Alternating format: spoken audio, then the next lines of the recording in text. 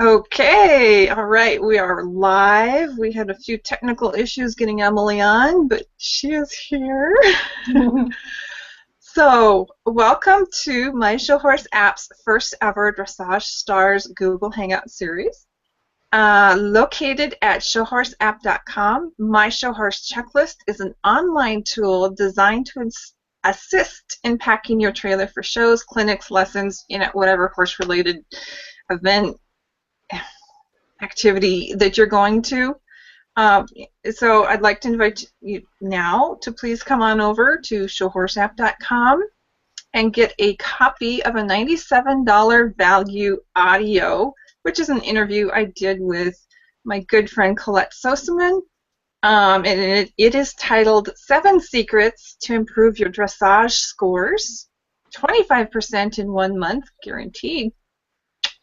And it's good for other disciplines too. But anyway, I am your hostess, Patricia Rezzatello, and today I am extremely pleased to present Emily Clark of the Supple Rider.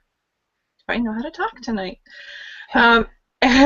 Emily teaches horseback riders, teaches them to eliminate pain and improve their posture so that they can connect with their horse on every ride. She's a certified instructor of the Alexander Technique and is located in Portland, Oregon. She's been working with riders since 2002. Emily loves working with riders because we're so passionate about what we do. Hi, Emily. I'm so happy to have you here today. Hi, Patricia. It's great to be here. A mutual friend introduced me to Emily several months ago now, and when I looked at what she was doing, I was dazzled. I mean, I had heard of the Alexander Technique, although I hadn't been able to find anybody remotely close to where I'm at here in nowhere, Minnesota. So I've not had the privilege of working with a practitioner yet, but even though Emily is not an equestrian, she's found that what she does makes a really big difference in how well they ride, how much, both parts of that team enjoy it, and how much it really enhances their performance in competition. So, as a once extremely active rider myself, notice I said once, I haven't ridden much in the last few years, who isn't riding much at all due to chronic physical issues. I understand how important this work is, and I wanted to share it in at least a small capacity. Your turn. Sure. You're supposed to say thank you. Well, Patricia, what kind of physical issues are you dealing with?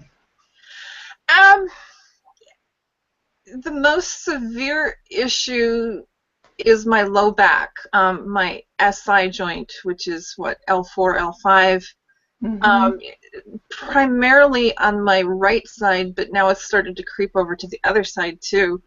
My husband says that he hates it when I ride, even though I'm happy, because then I'm in a lot of pain afterwards. Oh. Yeah. And even just on a non-riding basis, I go to the chiropractor probably a couple times a month, and my back is good for a day or two, but then it gets out of whack again, and right. It's just it's low-grade misery. It's mostly just stiff, and I mean, I've got upper thoracic, upper back issues too, which I slouch badly, and I'm learning it's not just because I lack discipline, it's because I actually have some muscle imbalances in there. But the low back is my big, it's been an issue for a good number of years. Right. So it doesn't feel better when you ride at all? No. It would take, I would be able to ride probably once a week, and then when I get off the horse, I'm going to be in pain that evening. I'm going to take a long hot bath or a long hot shower. I'm going to take, Tylenol and ibuprofen, and I'm going to try and get to the chiropractor the next day because I'm going to be absolutely miserable. Right. And, then I repeat this on like a weekly basis all summer, and I can get to the point by the end of the summer. This is northern Minnesota. We have, if we're lucky, we have 3 or 4 months of summer. 6 months of snow. Yeah. If we're lucky, it's only 6 months. So by the time I start getting to the point where I can ride and I'm not, horribly miserable afterwards, then the cycle just starts over again, because then I don't ride for 5 or 6 months, and because I can't, I don't have an indoor, and it doesn't work. Right. I understand totally. I see a lot of riders in my practice, of course, and nobody who loves riding ever wants to stop doing it. They only stop doing it if they absolutely have to. And I found that the 3 main reasons anyone would have to stop riding who really loves it are pain or discomfort, posture issues, and the effects of head injuries. And I found that the pain and the posture issues kind of go hand in hand, because if you've got a pain situation, say in your low back like you have, that's going to cause you to hold in that particular area. And so any kind of tension is going to affect other parts of the body, and that could cause posture problems too, or position problems for the rider. Does that make sense? Oh, yeah. Yeah. And then I slouch, like I kind of am right now. and then I try and overcompensate for that, and I end up hyperflexing my low back. Yes. Then, especially if I'm in a tense sort of, okay, I'm working at the computer and I don't want to slouch, so then I'm holding it like this, and I'm holding it like this for, extended periods of time, and then I'm like, oh, that was not good. And I do it all the time. Yeah. Just this horrible cycle, and how do you break that? It's hard to do on your own, because it's sort of a cycle of tension that is unconscious. And what in the Alexander technique, what we do is we help people realize what their unconscious habits are of holding, or things that are causing them pain, and then help them to release that. So I can give you an example, for instance. So like you were saying, how if you try to compensate for slumping, you kind of overdo it the other way. So what if you just put your hand on your chest, like, I don't know if anybody can see me doing that, and many riding instructors have probably told you to sit up straight and keep your shoulders back, right? Oh, indubitably, hundreds of times per lesson, So if you put your hand on your chest and you put your hand on your low back, and then you lift your chest and put your shoulders back, can you feel that tension in your low back? Can you actually this is a bit straighter. Well, and you were saying that it felt like your low back kind of hollowed out some when you overcompensate, right? Yes, that's how I overcompensate, is by arching it. Yeah, and so when you arch like that, it takes your sitting bones off the saddle, and it creates that tension in the hips, so you can't use both sides of your body as effectively.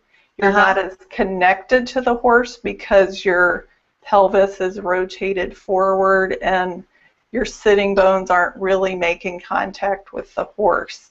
And so what it does is it kind of creates this disconnect between the top, the top of your torso and the bottom of your torso. So it's really not as efficient of a way to ride, it's not as effective, and it doesn't feel good, because it creates kind of a dead weight on the horse's back. Yeah. Does that make sense? Yeah, it does, and the horse doesn't appreciate it much either, because then he doesn't know what it is that you're trying to tell him, or he knows that you're trying to tell him, but he can't do it because you can't let him. Right. Right. It, does some of this come into a rider who sits like unevenly, like more in the right stirrup or the left stirrup, or more on the right side, the right seat bone, or the left seat bone more? For sure. Just because we have these sort of habitual ways of sitting or standing or moving that we have built up over time, so everybody is kind of one-sided or the other, whether they really realize it or not. So what we're doing in an Alexander technique lesson is helping people even out that sidedness so they can really be effective with both sides of their body. Make sense? Yeah. Yes, it does. Yeah. Yeah. Yeah. In order for your horse to be able to be flexible and flowing and in both directions, you've got to be able to do that too. And I think a lot of people don't realize that they're stiff or kind of stuck or whatever on one side, weaker, or Yeah. Well, I just started working with a lady who I asked her why she was considering having Alexander technique lessons now. And she said, well, I'm starting a new horse and I don't want him to go off the straight, off to the left, because I'm heavy on one side and I don't want to train him to be one-sided. And so we've been working together for a few weeks now, and she says that he's going really well. Oh, that's good. So she's been able to deal with that problem. Yeah, I've been on a few completely green horses before, and it's such a gift to be able to be on this horse that's just a blank slate. He doesn't have any. Maybe he doesn't know what he's supposed to do, but he also doesn't know. He doesn't have all these resistances built up, and he doesn't have just all this garbage that you end up having to work through in order to get back to the horse. Yeah. So yeah, that's an excellent reason. Yeah, and she said that when she rides him now and he's not going off to one side, he kind of looks at her like, what's different? Something's different. I really noticed this. Well, and a good example of this that people can do just in their own house is you get down on all fours on the floor and you have maybe like a child or somebody sit on your back, and you give them a horsey ride, and they're wiggling around, and and it's throwing you. You can't crawl straight. You have to go in that direction. Yeah, you do. Yeah, for sure. So it's very, if you're sitting crooked, or if they're sitting crooked, you're not going to be able to go straight. You're not going to be able to turn properly. So right. It's a good exercise for an equestrian once in a while to get down on hands and knees and have somebody sit on them. Get back to basics. Yeah. Okay. So you talk some about the 3 big reasons that people quit riding. What are those reasons? I mean, we've touched a little, I think, but... Yeah, they're pain, posture problems, and the effects of head injuries. Most people who have head injuries, I would say, probably haven't had treatment for that, or if they did, it was kind of a watch and wait kind of a thing. But those effects can last a long time, especially with the more severe brain injuries. So those are the 3 things that I work with people on the most. Um, yeah, I can appreciate the head trauma. Mhm. Um, when I was a kid, I had a couple of, one was a horse accident and one was an ice skating accident where I was skating and my feet went out from underneath me and it landed on the back of Oh my head wow. and yeah, and then I woke up and I was like, what, you know? Uh-huh. But I was knocked out. And Yeah. another one was when I fell off of a very tall horse and I landed on my chin and I've still got, Ouch. there's still a knob there. But I was knocked Mhm. out on that one and I couldn't get back up on him. I was bareback. I couldn't get back up on him, so we ended up walking like a mile home. Mhm. Yeah. Wow. But then as an adult, I drove taxi for several years in a major city and had a number of car wrecks. I was never knocked out, but I guess I got shook up badly enough after the last one that, oh man, I lost grammar. I stuttered. I had no memory whatsoever. If I was going to dial a phone number, I had to put, I'd have it written down and I'd put Mhm. my finger on the number and then I'd dial that individual number. Then I had to move my finger and dial the next one. It was really Wow. bad for a long Yeah. time. Now that's been more than 20 years, but, Mhm. and a lot of that came back, but I had some personality changes and it's affected a lot of other things, but Yes. um, stuff happens and riding Yeah. these horses, it's dangerous. You gotta Yeah. get your head knocked. Did you receive treatment for those injuries at the time? No. Yeah, I went and I got stitches in my head. That was it. Yeah. They said, Um, just be careful and you've probably got a concussion and they sent me home. yeah, I hear that a lot. Most people who come to me have had a chronic issue for a long time and they've seen, the so-called physical issues, the pain and the posture stuff, they've seen other practitioners, doctors, chiropractors, physical therapists, massage therapists, but for the most part, people haven't seen or gotten treatment for their head injuries. There's the mentality, just get back on the horse. I don't notice anything now, and um, treatment. Um, People don't know that there are very many treatment options out there. So I recommend that because Alexander technique is not a treatment but an educational tool, I recommend that they look into things like um, neurofeedback, which Mm. some naturopaths offer, which can be really helpful. But also Alexander technique can help with the effects of head injuries.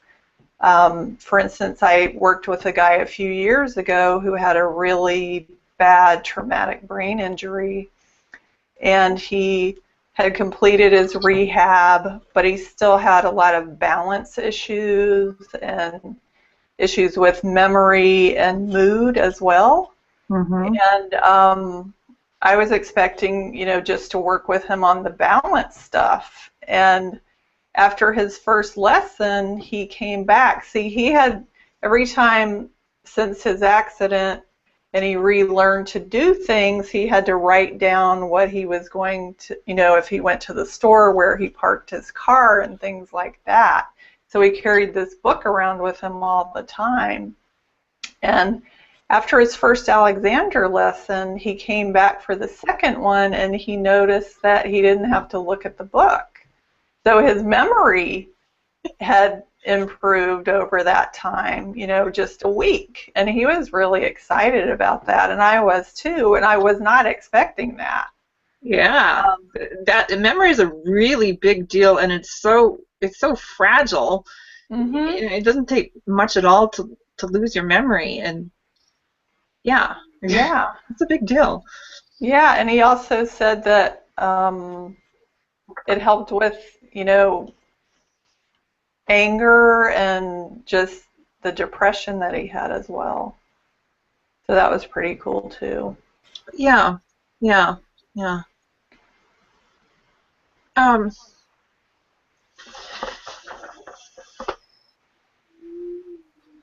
so I guess what actually is the Alexander technique and how does it work? Okay. Um, well, there are many ways to talk about the Alexander technique, but what I like to say is that it's a way to eliminate pain and discomfort by eliminating the cause rather than putting a Band-Aid on a symptom. And the way that that happens is we're retraining the nervous system. So whenever we're under any kind of stress, which could be pain or discomfort, could be emotional, could be mental stress, our fight or flight or freeze mechanism kicks in, which I'm sure riders are really familiar with because your horse reacts to the same reflex. They certainly do. You know, so when we're in pain, this fight or flight thing kicks in, and it causes this problem that I call the stress pain yo-yo. Mm-hmm. So say you hurt your low back, then you're going to tense up because the fight or flight mechanism causes this tension in your body. And the tension over time, if that reflex still gets turned on over and over again, which it tends to do, because if we're in pain, we're going to tense up. If we're tense, we're going to be in pain. So it just becomes this yo-yo that goes up and down and feeds on itself. So that fight or flight mechanism causes tension in our necks. And if you have noticed with your horse, when your horse gets scared or spooked or tense, their head goes up, right? Absolutely. So Absolutely. that's their neck muscles tensing up. And we do the same thing. We just don't realize that we're doing it. Mm-hmm. And so with the horse, it causes the disconnect between their hind end and their front end to prevent that energy from flowing through. And it's the same thing with us. So with the Alexander technique, we're retraining the nervous system from being on sort of red alert. We're sort of calming it down. And the way that that works is the teacher puts gentle hands on the student. And if I'm putting my hands on someone, it's very gentle. It's like about the weight of a quarter on their skin. It's not a manipulation or a massage or anything like that. It's just a very light listening hand, I call it. And I have to be, free of tension in my body. And when I am and I put hands on someone, that transfers through to them and they get the experience of being less tense. Their muscles will release. And then their whole spine will lengthen, their rib cage will expand, and they'll realize that they're not holding their breath anymore. They'll be able to, their sitting bones can kind of release down into the saddle, and they're more connected. So that's kind of how it works. Does that make sense? Yes, it does. Yes, it does. Good. I know that when I go to the chiropractor and he does my low back and then he does my upper back, I'll sit up after that and I'm like, oh, I can breathe. Yeah. And I can actually see better. Really? Yeah. I believe it. He ends up doing my neck too. Mm-hmm. This is the side, can you tell, right? I mean, there's stuff on both sides, but that's where it's stiff. yeah, I can see better afterwards, and I can Yeah, breathe. It's like I can't believe I wasn't breathing all that time. But I guess right. if you're hunched over and you're stiff and Yeah, then you're not breathing because you can't. yeah, it's true. Yeah. So, Yeah. um, yeah, that does make a lot of sense though, because you have to retrain the muscle Mhm. to relax before you can do some of those other things with it.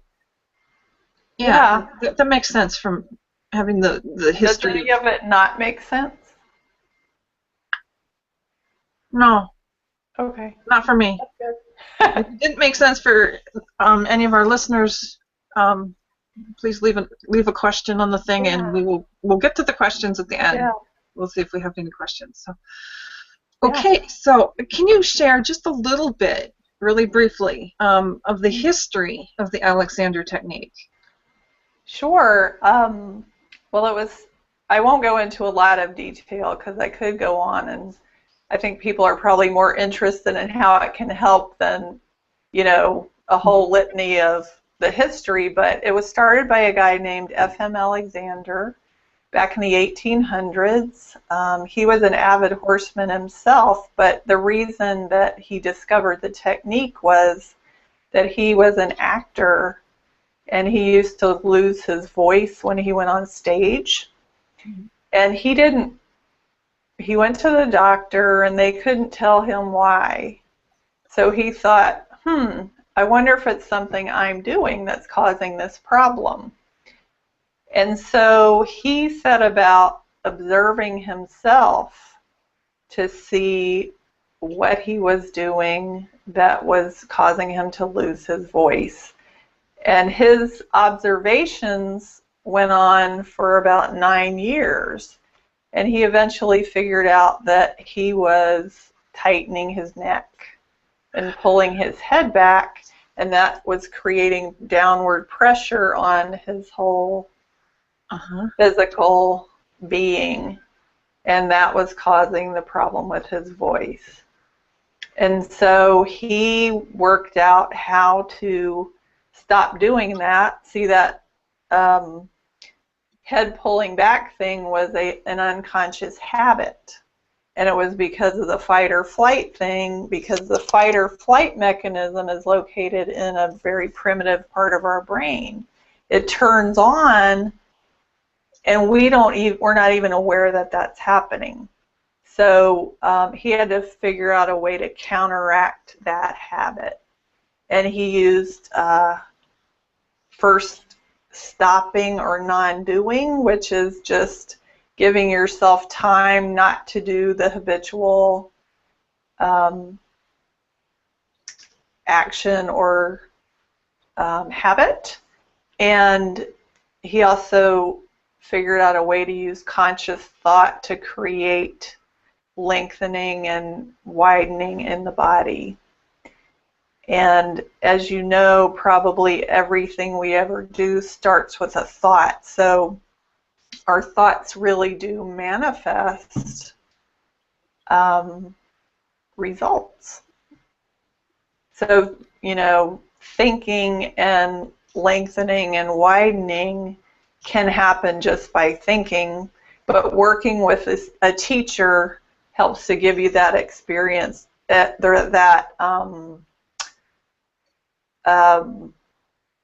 realization of what it is you're doing that's causing the problem. And then you work together to find a new habit that's not going to get in the way and not going to create that tension. Yeah, yeah, because you're so used to the habit that you can't even see that you've got something that you're doing there, generally speaking. No, It's because beneficial to have someone else say, "Oh, look at this. yeah, Why are you doing this?" yeah, and because it's this unconscious thing located in our primitive brain, it just happens before we even know it's happening. Mm-hmm. Mm-hmm. Yeah. And also I wanted to mention Sally Swift, the founder of Centered Writing. She was a longtime student of the Alexander technique as well. She had scoliosis, and she found that it helped her be able to do what she was doing, and it also was an influence on centered writing, the whole centered writing program as well. Mm-hmm. Scoliosis, that would mess up your writing. Yeah, it does. I can only imagine. Yeah, I mean, it causes a lot of problems because you can be tense on one side of your spine if you have a curve, and then it's going to affect something else. But I do work with several people that have scoliosis, and it's really helped them a lot. Good, good. So how did you personally decide to become a practitioner in the Alexander technique? What was your path to this? Well, I used to be a graphic designer in my other life, and I used to live in New York, and I worked for all these ad agencies, and as you can imagine, the deadlines were really killer deadlines. Oh my gosh. And I had really bad carpal tunnel pain, wrist pain, neck pain, low back pain, and one day my boss, who was sitting behind me, just called my name, and I turned my head and my whole neck just seized up. So I had to walk around kind of like a robot for a long time, and it hurt like crazy. I can relate to that. This kept happening over and over, and I had no idea what to do because it seemed like the only option was surgery for the wrist. But what are you going to do about your neck? Taking painkillers, that was about it. And I wasn't interested in surgery, and so I was searching for something else. And one day I was at the laundromat, and I looked up and I saw this flyer, and it said Alexander Technique. And so I gave the person a call, and the rest is history. It really changed my life a lot. And I don't have pain anymore when I work on the computer, which is all the time.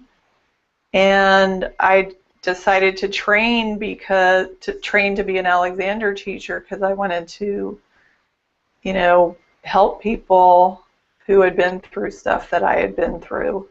So I can really relate to the discomfort and pain and wanting to find something that's going to be a solution and not a Band-Aid. Yeah. Mm-hmm. Yeah, there's way too many Band-Aids out in our society these days. Take this drug, it'll make you happy. Take this, go do this. Yeah. There's too many Band-Aids.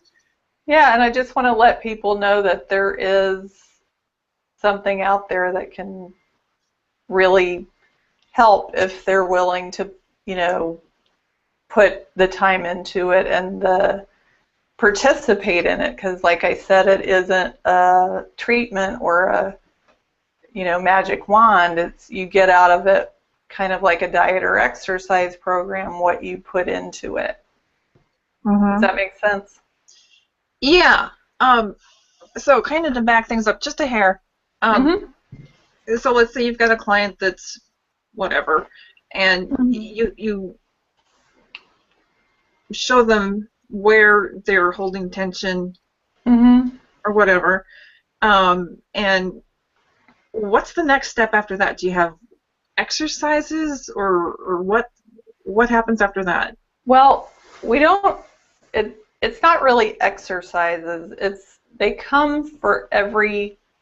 Well, first of all, would you like me to take you through the process of how I work with someone? Yes. Just it's really kind of a simple 4-step process. So the first thing is really to assess what the problem is. Where are you now? It hurts. I'm not writing, or I'm not enjoying it as much as I used to. And then the second thing is to figure out where do you want to go and how long do you know, what's your time frame for getting there. And then the third thing is figuring out a plan, creating a plan of lessons, you know, a series of Alexander lessons. And then the fourth thing is to monitor your progress. And so I'll just give you the example of a lady that I have been worked with last year and the beginning of this year. And she called me up in November, and she was not writing. She had not been writing for about 6 months, I think, and she had signed up for a workshop that I was doing, but she wasn't able to come because it hurt too much to drive there and to sit for an hour and a half during the workshop. So she started coming for lessons, and her goal was to feel better fast and be able to ride by April, and this was in November. And so she came for her first lesson, and you know, the lesson is working on the table, lying down, sitting on a saddle stand, doing everyday activities where you're realizing the habitual ways you have of moving, and then just learning these ways of thinking that can help you out of those habits with the hands-on that give you the experience. I know it might sound, you know, like, oh, you just think and something happens, but it really does. And so she came back for her second lesson, and she was like, wow, I rode this week. And that was just after one session. Ooh. And the reason she hadn't been writing, I mean, she was in terrible pain. She had sciatica and low back pain, and she'd had a lot of medical treatment that didn't solve the problem. But she said, you know, even though I hurt so much, I would have still ridden, but my horse just wouldn't go. But after her first lesson, he would go. He was stopping because she was impeding the movement. Yes. And she couldn't flex, and so he couldn't move either. Yeah. Or he was just like, no, lady, I'm not going to go. This isn't fun for me. Yeah. You know?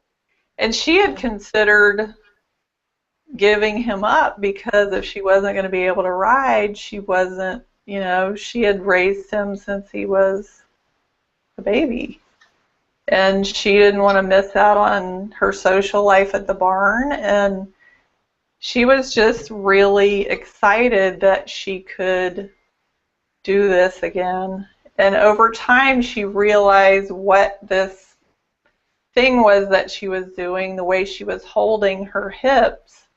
And, you know, her plan was a series of 12 lessons. Mm-hmm. So over that time, although she got the immediate pain relief, it increased week to week, like the length of time where she would be pain-free, and then her posture improved. And we also, you know, because she would start to hurt when she'd get in the saddle if she was tense. So we would, you know, we were able to help her prepare. So every time before she got in the saddle, when she was on her horse, she would not be hurting. And so she progressed really well, and she felt better at her computer, she felt better driving, and it really affected other areas of her life as well. Yeah, it would. Yeah. So does that answer your question? Yeah, a bit, yeah. That's just very intriguing. So yeah. You were asking about exercises. Yeah. There's one procedure that I have people do that's called active rest, and that's a thing that you do where you're lying down on a mat and you're using a small stack of books as a headrest. And what that does is it lets your spine really kind of decompress. And you do that you start at about 10 minutes a day and work up to about 20 minutes a day. And people find that that really helps their back. That's what I have people do as homework. And there's also, I mean, we can get into this a little later, but I have a thing on my website they can download so they can try that at home. Mm-hmm. Yeah. Yeah. Excellent.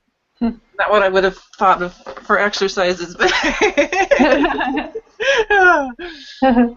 okay. So kind of going back to where I interrupted things here. Let's see. So how is it that you're not an equestrian, but you work with equestrians? How is it you work with them? Well, I love them.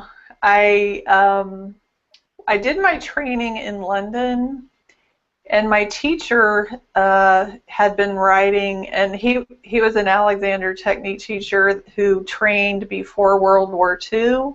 Then he went off to fight in World War II and came back and had been teaching Alexander for 60 years before I met him.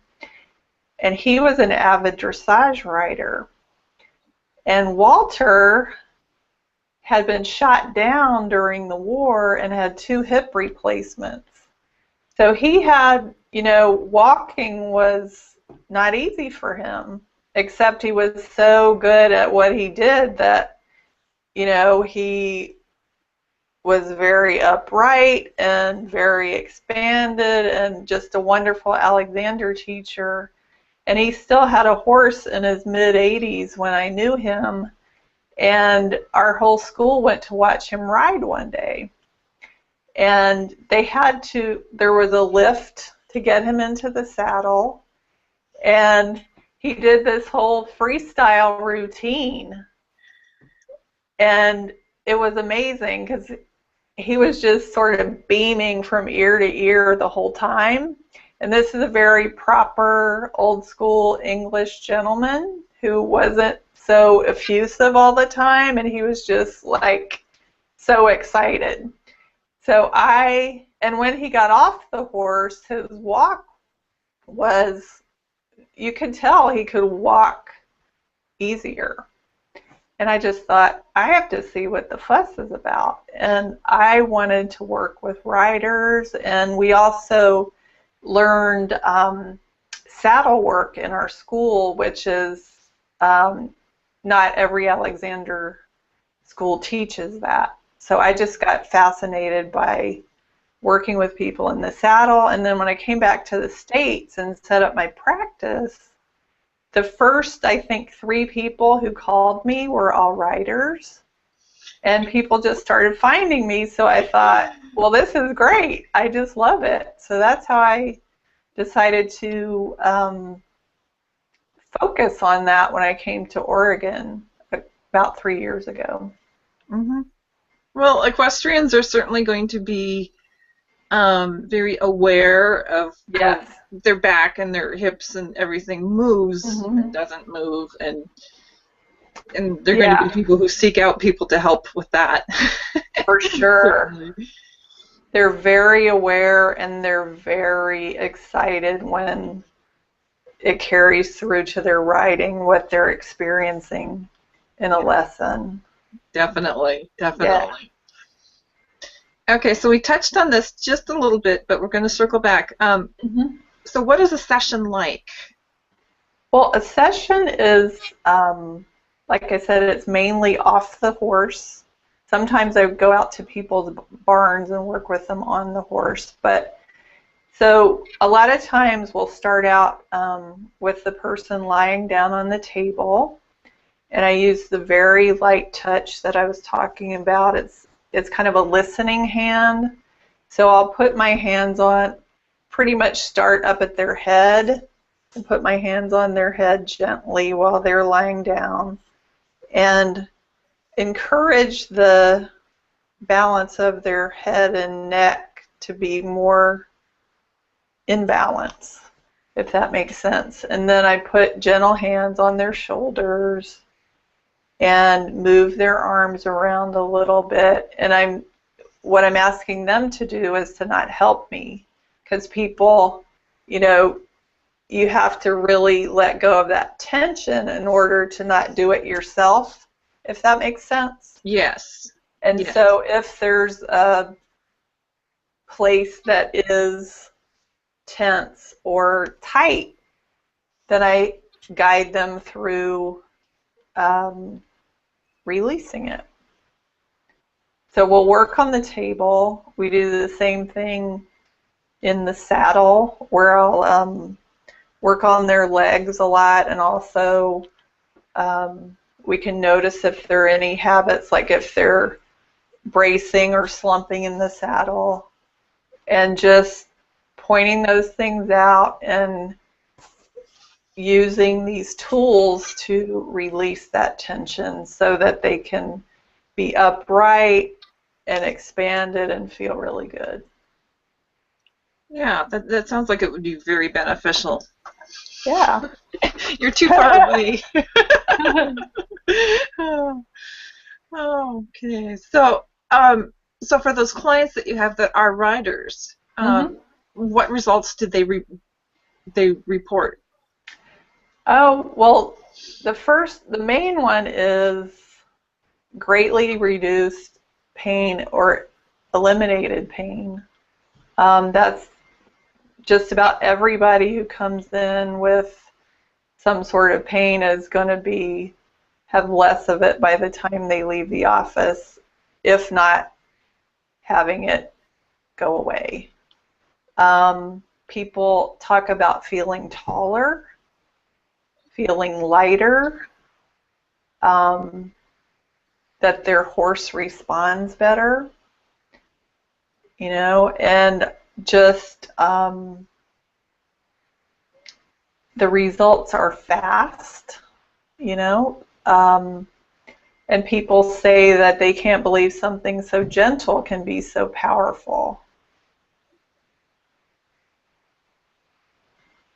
Some things it doesn't take much, it just takes the right thing. Yeah, yeah. So I know that you tend to work kind of locally, being it's kind of a hands-on kind of thing.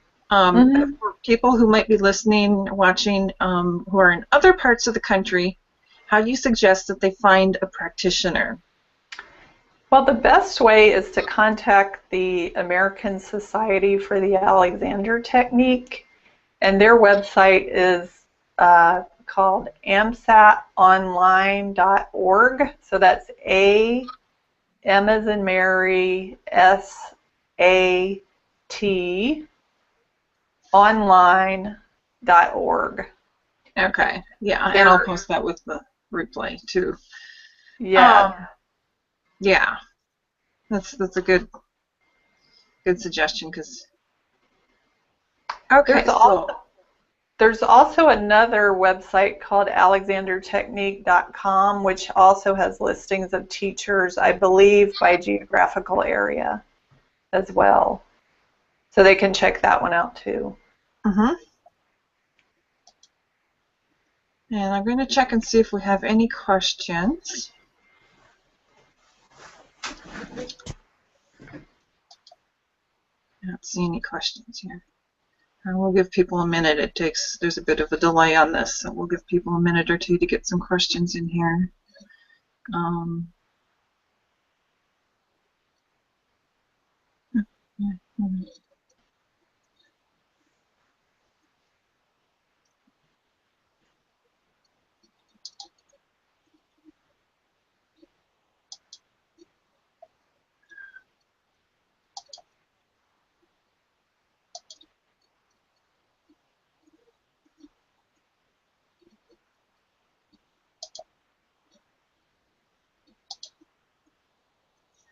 Don't actually have many people watching as it is, so.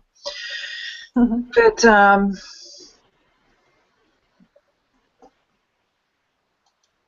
so if you have any questions, feel free to send them to either myself